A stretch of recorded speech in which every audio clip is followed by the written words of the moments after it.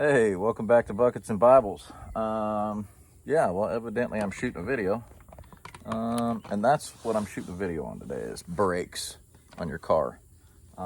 This is a basic skill that you can save money by learning how to do it yourself. So when you buy brake pads, they're brand new and they're thick and they got ceramic coating and other stuff to make it out of. But they look a little bit like that. When you miss the mark and they start grinding, you've waited too long. And down here you'll see that this is a disc. It's a rotor. Basically this guy here, I have a clamp on it right now, but basically that guy there has pistons in it and they pinch together and they squeeze this rotor down here, and so they're very basic. And so the C-clamp, we use it to decompress the pistons back into the brake calipers. And it's pretty basic. I mean, you just tighten it up a little bit at a time till she gets all the way in. Sometimes, not all the time, maybe sometimes. It might be all the time, I can't remember right now. Crack the cap on your brake fluid.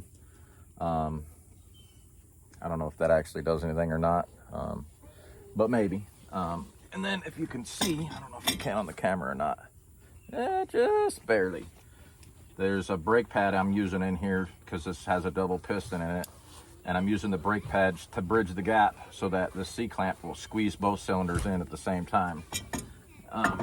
And then I'm tightening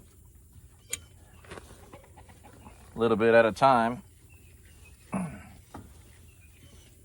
so that when these are compressed all the way, I'll be able to slip them back over the brake shoes that I already have set up on here. That was the other set I was showing you. And then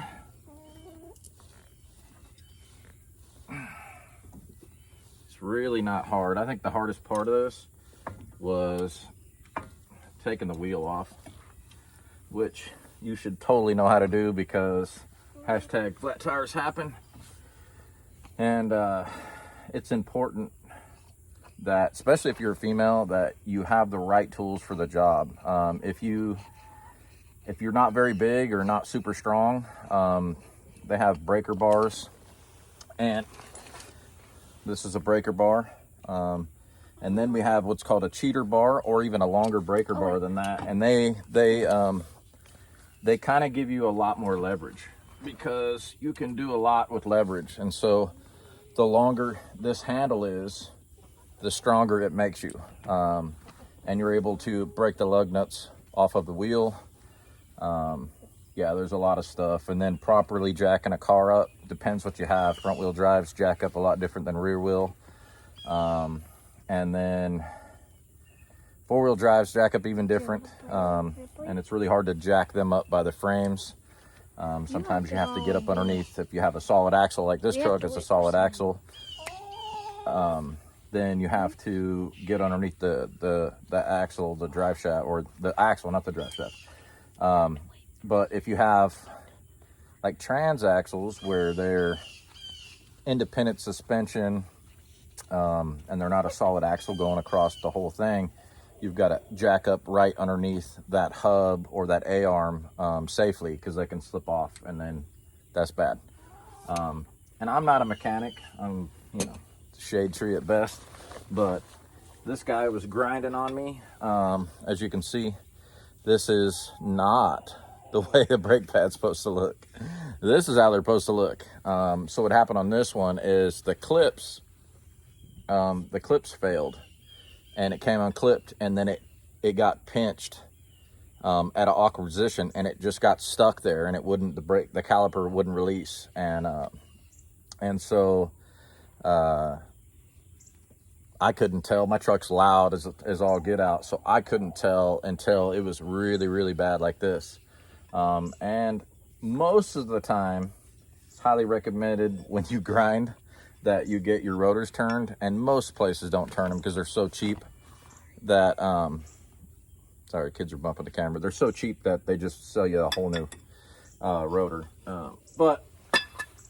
And then to take the rotor off, it's pretty basic stuff. There's a bracket that holds this brake caliper on. You just take the bracket off. This thing will actually just slide right off. Now, it's different on different vehicles. This is a old F-250, but I particularly don't mind the basics of doing brakes myself, because it could cost you a couple $100 to get the brakes done at a shop easy.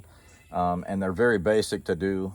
It doesn't take a lot of tools. One of these is really important, and a basic socket set, and then or a basic wrench set. I mean, I don't even think I touched the socket on here really. I just used a wrench and a breaker bar, and that's pretty much everything I needed. I did use a screwdriver because the brake shoes were like giving me grief. So, but this is the second set of brakes I've done today. I did one on my wife's car already. Her rear brakes were doing the same thing randomly. And then, of course, hers were really easy because hers is a little bit newer than mine. It's just it's easy. It's a little simpler to work on. It's not so heavy duty. It's a 1/2 ton, and this is a 3/4 ton. Everything's a little bit beefier and heavier on the bigger trucks, and she's got a 1/2 ton SUV in it. It definitely went really quick. I actually showed the boys. They came over, and that's all you have to do. I'm all, yeah, that's pretty much it. You'll be able to do it your whole life. And I think that's like, learn how to do it, because I waited way too long to do brakes myself. And for some of you guys, this, you know, you've been doing it since you was a kid. It's no big deal. But some of you that haven't tried to get into it, do brakes, man. Brakes are actually really, really easy. They're less complex than it seems like they would be. They're super easy. I mean, two little bolts held the brakes on. That's it. So like, it's not rocket science to work on this stuff. It's pretty basic, and there's skills that you can use on all kinds of stuff, because the same principle goes on a lot of stuff, like motorcycles, ATVs, side-by-sides. Even some BMX bikes have disc bikes, or mountain bikes have disc brakes. It's the same principle, and it's such a basic skill. Time is everything too. If you live in an apartment complex, like finding a place to work on it, stuff like that could be an issue. But find a back road somewhere and ask a farmer if you can swap your brakes out real quick. Tell them you're not a tweaker, he'll probably let you do it. But learn how to do brakes, because brakes are so basic. It saves you tons of money. And coming into that economy, I mean, I learned how to work on my stuff just because there wasn't a chance I was going to have it put in a shop for most stuff. Now, I'm not a great like mechanic guy. Like, I'm not going to take a motor down and rebuild it. I can do a little bit of stuff. I can rebuild carburetors and things like that. I think the deepest I've gone into an engine is taking the intake manifold off and putting a new one on. You know, water pumps, alternator, bolt-on starter stuff. You know, I've pulled the transmission, put a new transmission in. But as far as like getting deep into an engine, not so much. I'm not going to do timing or change pistons and stuff like that, because that's a little bit beyond my scope. Now, I know how it works, so if I had to do it, I got a better than average for somebody that hasn't done it before, because I've studied on it a lot. I've been a part of doing it. I've just never done it myself. But, you know, tangible skills, man. Like, this is basic stuff on vehicles. Brakes, it's probably the easiest money you'll ever do, that and an oil change. So if you haven't learned how to do it, you should check it out and try to do it. Short video, I just wanted to push you guys up. Like, do the things, man. Like, learn how to do stuff with your hands. It'll save you a ton of money. You'll feel good about it, and you will know your stuff a lot better. Shalom.